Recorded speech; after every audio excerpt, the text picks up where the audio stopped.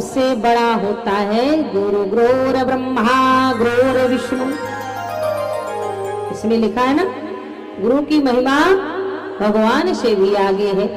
जिस तरह मैंने कल बताया था कि विवाह के बाद पत्नी का पति ही गुरु होता है।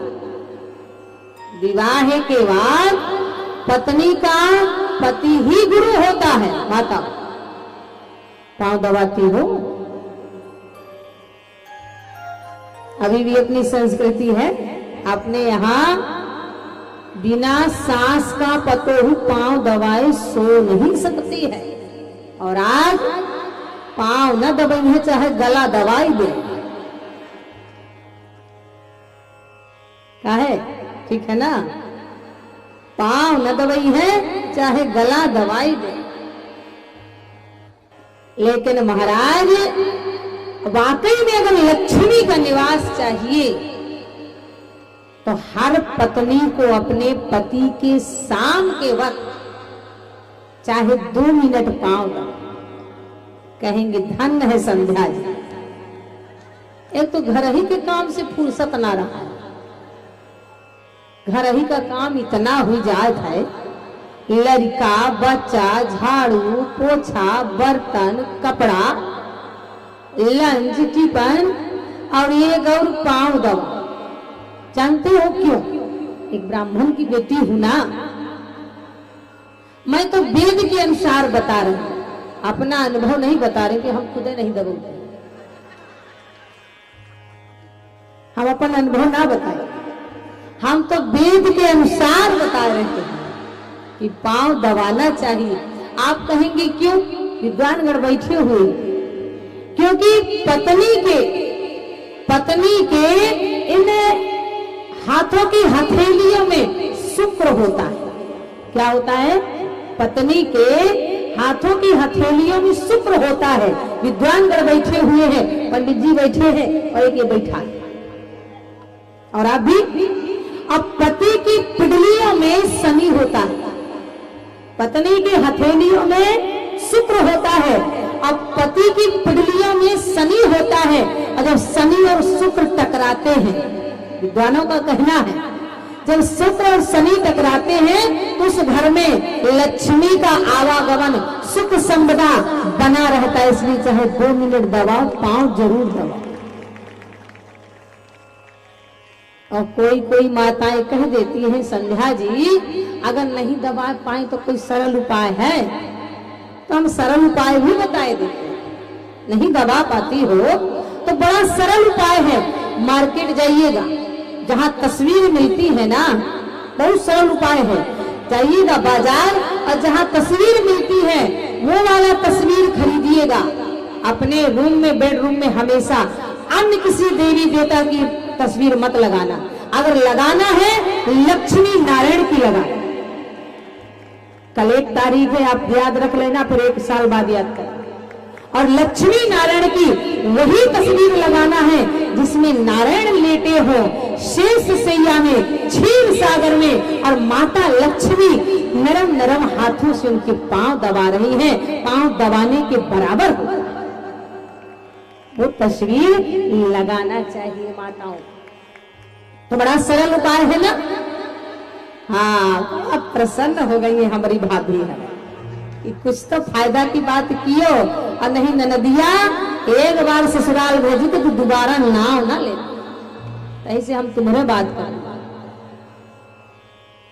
तो महाराज आज यहाँ निवेदन करने जा रहे थे कि गुरु ऐसा बनाना चाहिए, गुरु ऐसा बनाना चाहिए कि अगर हम संकट में हो, कष्ट में हो, विपत्ति में हो, गरीबी में हो, हमारा गुरु हमें उपाय बता सके, रास्ता बता सके, भटकाए नहीं, धर्म का रास्ता बताए, हिंदुत्व बताए, संस्कृति बताए, मर्यादा बताए।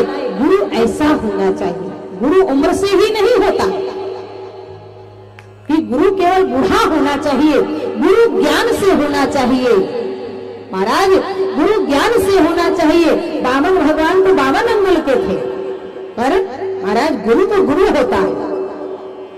आज आज यहाँ गुरु कैसा भी हो पर गुरु के वचनों पे विश्वास करना चाहिए और गुरु को भी अपने चेले को कभी भटकाना नहीं चाहिए, बरगलाना नहीं चाहिए, हमेशा अपने चेले का रक्षा करना चाहिए। आज माता पार्वती भी गुरु के उसमें पक्ष में बोल पड़ी, काय अपराध रमापति कीन्हा। नारद बाबा तो हरि भक्त थे, नारद बाबा तो हरि भक्त थे, पर महाराज क्योंकि अगर गुरु के वचनों पे विश्वास करोगे तो वाकई में परमात्मा का दर्शन हो जाता है। आज आपको मैं एक सत्य घटना बताऊं। महाराज एक अयोध्या की सेठ जी थे, अपने अयोध्या के सत्य घटना है ये।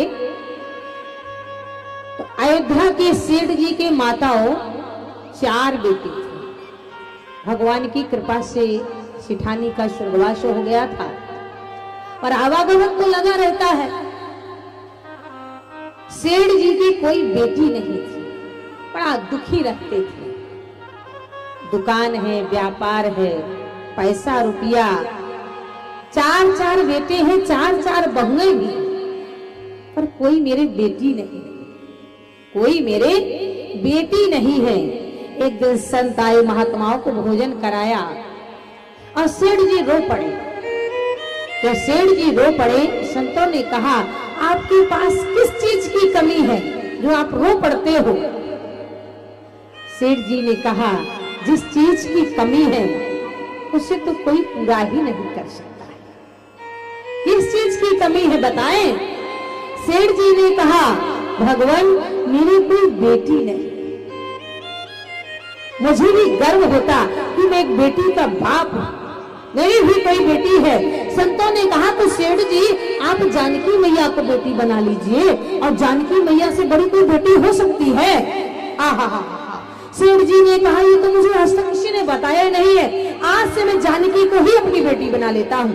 जानकी मैया की तस्वीर लाई किशोरी जी के, अपने कच्छ में लगाया, सोते जागते उठते बैठते खाते पीते जानकी जानकी माने विदेहराज जनक बने।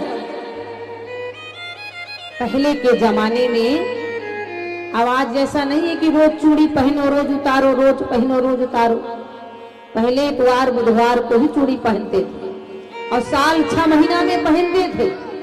सावन का महीना आया, सेठ जी की बहुओं ने कहा बाबूजी सावन का महीना आ गया है, चूड़ी पहनना है। सेठ जी दुकान गए, रास्ते में ही मनिहारन से बोला मनिहारन घर जाके चूड़ी पहनाया ना बहू। मनिहारन आई, दहलान में बैठ गई, आवाज लगाई चूड़ी पहन जाओ। चारों बहुएं, अपने यहाँ घूंघट का रिवाज होता था, घूंघट डाल डाल के चारों बहुएं चूड़ी पहन गई। सीता जी ने समझा मायका है, सावन के महीने में हरी हरी चूड़ी पहनने का बड़ा महत्व होता है। अरे भाभियों ने पहने तो मैं भी जाके पहन लूं। भक्त वस्त्र, भक्त वस्त्र। किशोरी जी प्रकट हो गई, सीता जी प्रकट हो गई और घूंघट डाला, मनिहारन के सामने हाथ कर दिया। मनिहारन ने सोचा सिठानी तो है नहीं, कोई रिश्तेदारी का होगा। मनिहारन ने सीता जी को भी चूड़ी पहना दिया। मनिहारन ने दलिया उठाया, पहुंच गई सेठ जी चूड़ी का दाम।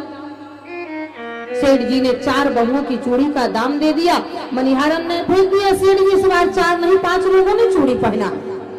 सेठ जी बोले दिमाग खराब है, सिठानी का तो स्वर्गवास हो गया है, मेरे घर में 4 ही बहुएं हैं तो 4 का ही ना चूड़ी का दाम दूंगी, अगर बढ़ा दिया हो तो बता दो। मनिहारन बोली कोई भीख ना मांग रही हूँ, चूड़ी का दाम मांग रही हूँ। सेठ जी जब 5 लोगों ने चूड़ी पहना है तो 5 ही का दाम मांग रही हूँ, विश्वास ना हो तो घर जाके पूछ ले। मनिहारन ने दाम नहीं दिया। सेठ जी ने सत्य घटना, सेठ जी ने रात में दुकान बंद किया, घर आए, हाथ मुंह धोया, पूछ दिया क्यों भाई चूड़ी कितने लोगों ने पहना? बहुओं ने कह दिया बाबूजी हम तो 4 ही लोग हैं, 4 लोगों ने ही चूड़ी पहना। सेठ जी ने भोजन किया, अपने कक्ष में जाकर के जानकी मैया को प्रणाम किया और जानकी जानकी कहते कहते सो गए। पर जैसे ही सेठ जी सोए, माता सीता उदास है, आंखों में आंसू भरे हुए हैं और कहने लगी बड़ा सुंदर, बोले सपने में प्रकट हो जनक की दुलारी बोली। आहा, सेठ जी ने कहा बेटी तू उदास, आंखों में आंसू, कारण क्या है? आहा, भक्त वत्सलता। बोले सपने में प्रकट हो जनक की दुलारी बोली, बेटी तो बनायो तात नाता ना निभायो है। बोले बेटी तो बनायो तात नाता ना निभायो हो, अपने ही पिता का घर जान। हे पिताजी, बोले अपने ही पिता का घर जान, चार चूड़ी पहन ली, आपने चार चूड़ी का मोल ना चुकायो है। सपने में प्रकट हो जनक की दुलारी बोली, तनिया तो बनायो तात नाता ना निभायो है। माता जानकी ने जो ही कहा और माता जानकी रोते रोते महाराज विषम सी हो गई। आज यहाँ जब सेठ जी की एकदम से आंख खुली, सेठ जी के भी आंखों में भक्त वत्सलता के आंसू गिर पड़े। भक्त वही